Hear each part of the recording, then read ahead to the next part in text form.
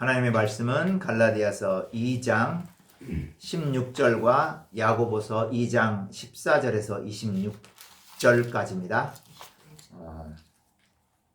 한 번 정도 갈라디아서와 연관된 주제를 다뤄야 될 필요를 느끼고 이 말씀을 증거합니다. 말씀의 제목은 이렇게 정할 수 있어요. 갈라디아서의 믿음과 야고보서의 행위는 상충되는가? 다시 한번, 갈라디아서의 믿음과 야고보서의 행위는 상충되는가?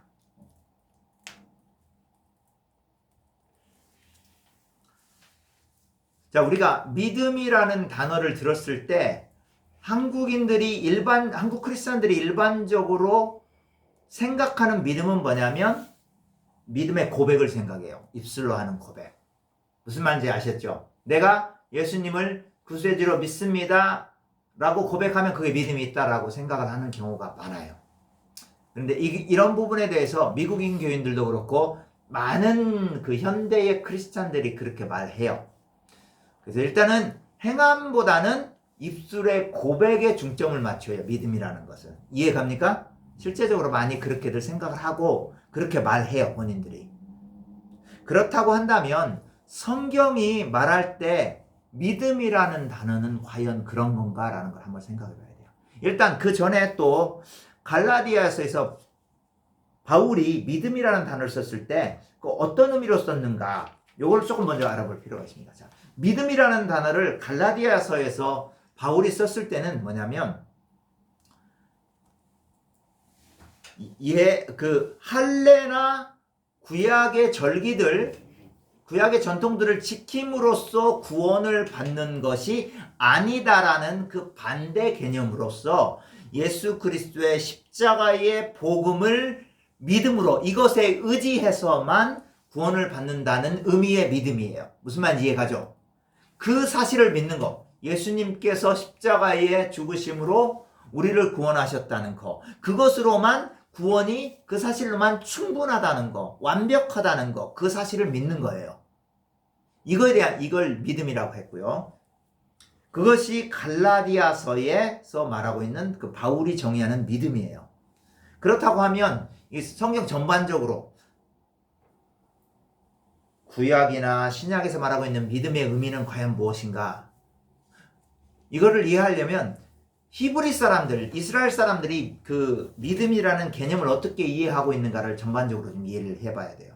믿음이라는 건 뭐냐면 이스라엘 사람들은 행함과 입술의 고백을 한꺼번에 같이 갑니다. 절대로 분리할 수가 없어요. 자, 말하자면 이거를 의학적으로 비유를 하자면 한의학에서는 어떤 거 여러 가지 분리해서 보지 않죠. 몸을 유기체로 보고 전체로 보려고 하죠. 그죠? 그러나 서양의학, 그리스에서 출발한 히포크라테스에서 출발한 그리스 의학, 서양 의학은 뭐냐면 외과, 내과, 흉부외과 뭐 이렇게 그죠? 산부인과 다 따로 나눠요. 그래서 한 부분이 고장나면 집중적으로 그 부분을 고쳐요. 그렇죠? 그러나 한의학에서는 한 부분이 고장나면 다른 부분에 의해서 그리고 몸 전체의 어떤 작동이 잘 안 돼서라고 보기 때문에 몸을 전체적으로 다룬단 말이에요.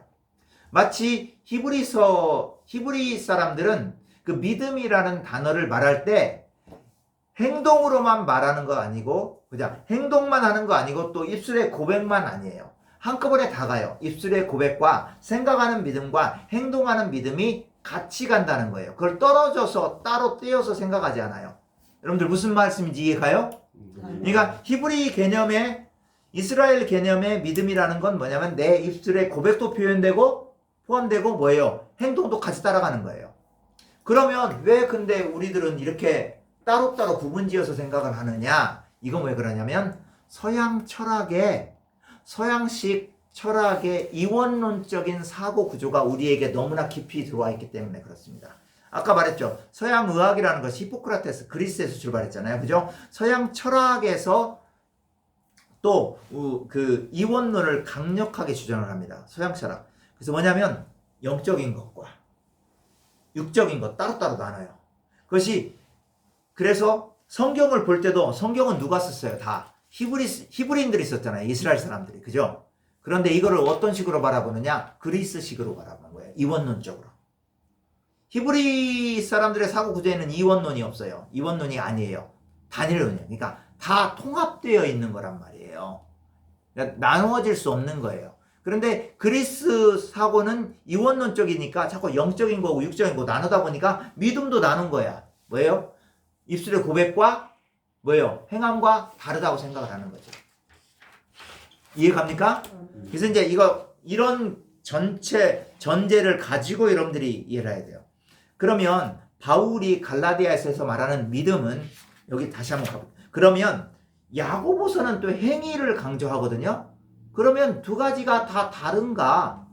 바울이 갈라디아에서 말하는 믿음과 야고보서에서 말하는 행함이라는 것이 완전히 상충되는가? 결론부터 얘기하면 똑같습니다. 똑같은 거예요. 아까도 말했습니다만 갈라디아에서 바울이 믿음을 강조하는 것은 바로 구약의 전통이나 이런 것들이 또 따로 필요하다는 의미가 아니라 예수 그리스도를 믿음으로만 그것이 완전 충족된다라고 말하는 거예요. 그렇죠? 그런데 또 다른 부분에서 바울은 여러 가지 얘기를 하고 있죠. 5장 6절에 보면 갈라디아서 5장 6절 우리가 여러 번 이미 살펴본 바가 있어요. 5장 6절에 보면 우리가 성령으로 그리스도 예수 안에서는 할례나 무할례나 효력이 없으되 사랑으로 역사하는 믿음뿐이니라. 사랑으로 표현되는 믿음이다.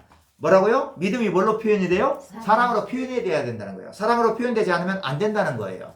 그러니까 바울 자신이 갈라디아서에 있어서조차도 이미 행위를 포함하고 있는 거예요. 행동을. 순종이라는 거예요. 순종의 행동인 거죠. 이해가죠? 그러니까 야고보가 말하고 있는 행함을 강조하는 거 이거를 절대로 배격하지 않아요. 그러면 근데 왜 한국에서는 이렇게 믿음을 꼭 입술의 고백이라고 생각을 하는가? 그거는 여기에 있어요. 자, 우리 로마서 10장 10절을 한번 가봅시다. 로마서 10장 10절 신약성경 253페이지에 있습니다. 제가 먼저 읽을게요. 사람이 마음으로 믿어 의에 이르고 입으로 시인하여 구원에 이르느니라. 요 말씀 우리들한테 너무 익숙하죠? 그죠? 봐라, 믿음이라는 건 입술로 고백해서 시인해서 있는 거 아니냐? 맞아요. 그런데 이게 그 당시 바울 당시 초대교회 당시의 개념과 지금 개념과는 완전히 다른 거죠. 초대교회에서 입술로 예수를 주라고 시인한다? 죽을 일이에요. 그러다가는 왜? 여러 번 말씀드렸죠. 초대교회 당시에 주는 누구만 주예요? 로마 황제 가이사만 주예요. 큐리오스 황제. 그런데 이런 고백을 해야 되는데 예수를 주라고 고백하면 어떻게 돼요? 로마 병정한테